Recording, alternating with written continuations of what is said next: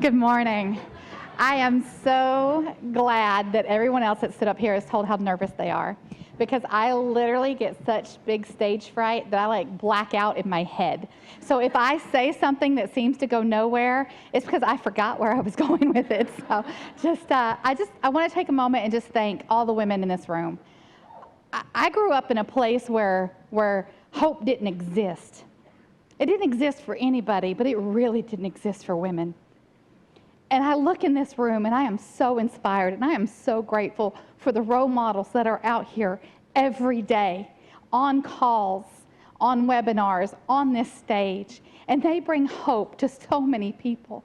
And to have the honor to be asked to stand up here among them, it still blows my mind. It's like, wait a minute, they called Belle. Did they call the wrong number?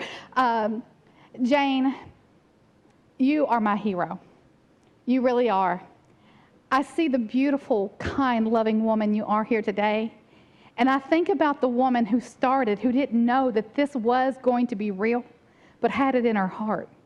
I think about the woman who followed a crazy man knowing he was crazy and stuck to it.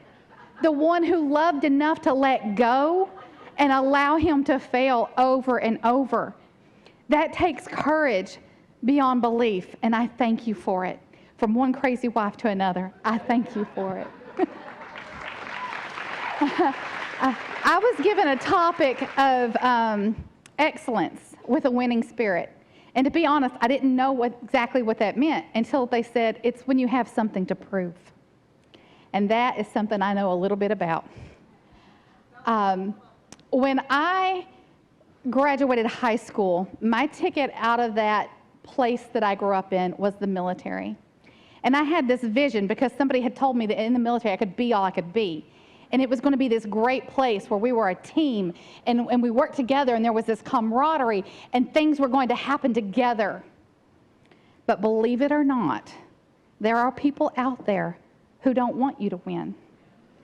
There are people out there that you're told are on your team who aren't for you. And I ran into a couple of those.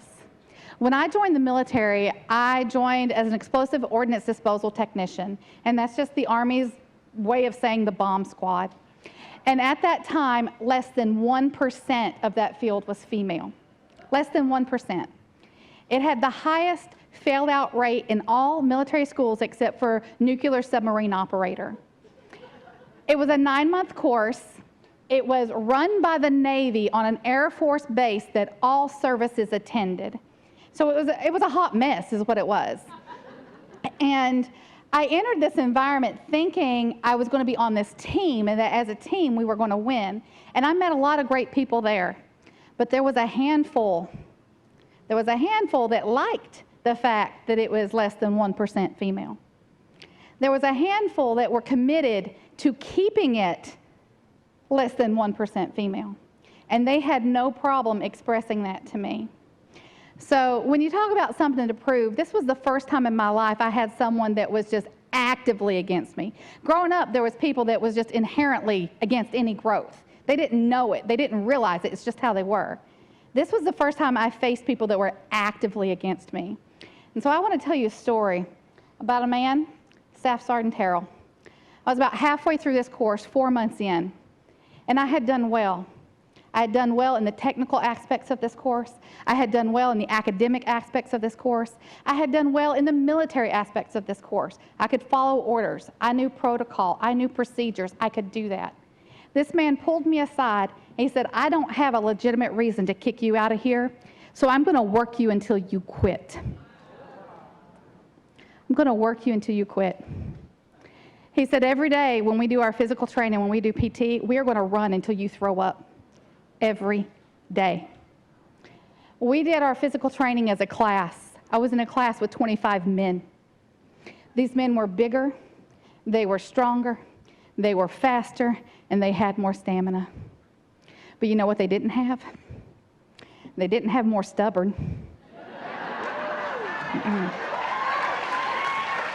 They didn't have more commitment. They didn't have more fear of the humiliation of quitting than the humbling experience of fighting every day to win. I'd like to say that I did not throw up every day, but that would not be true. Sometimes it was 2 miles, sometimes it was 5 miles, sometimes it was sprints up and down a hill. Sometimes the other men in that class, in a snide remark, would say, "Hey, can you just throw up quick today so we can be done? I got plans this evening." But every day, we went out there and we ran, and I embarrassed myself every day, thinking today was the day it wasn't going to happen. It always did. But you know what else was happening every day? I was winning. I was winning every day, because every day that we went out there and we ran and I threw up in front of all these classmates, all these peers, I got enough courage to do it again the next day, and the next day, and the next day, until it just became part of my day. I didn't even think about it anymore. It's just part of what's going to happen. So while Sergeant Terrell thought that he was winning this battle, he was fighting on the wrong battleground.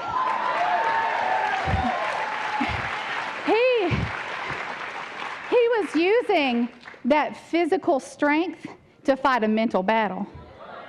You can't win when you're fighting on the wrong battleground. I had home field advantage. It was in here. This battle, this war was in my mind, not in his. Billy, can you bring up the picture? This is what it looks like when your haters have to hand you something they don't want to give you.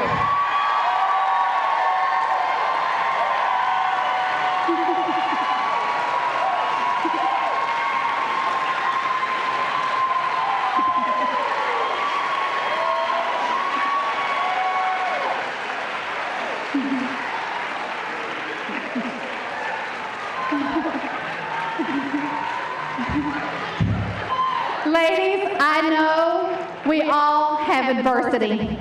I know we all have haters. We all have someone or something out there that want to stop us from reaching our goals.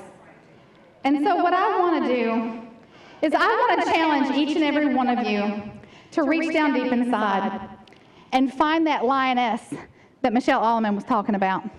Because no matter what animal we are, when push comes to shove, there is a lioness inside of every one of us. Every one of us. I want you to get up every morning, and I want you to take this battlefield of life, and I want you to fight. I want you to fight for the purposes you were created for. I want you to fight for the things that you believe in. I want you to fight for the things that you deserve to have. And I want you to go to bed every night in victory. The victory of knowing you gave it all you had. No matter what it looked like, you gave it all you had, and that you are willing to get up again tomorrow and do it all over again. As long as you don't quit, you win. Thank you.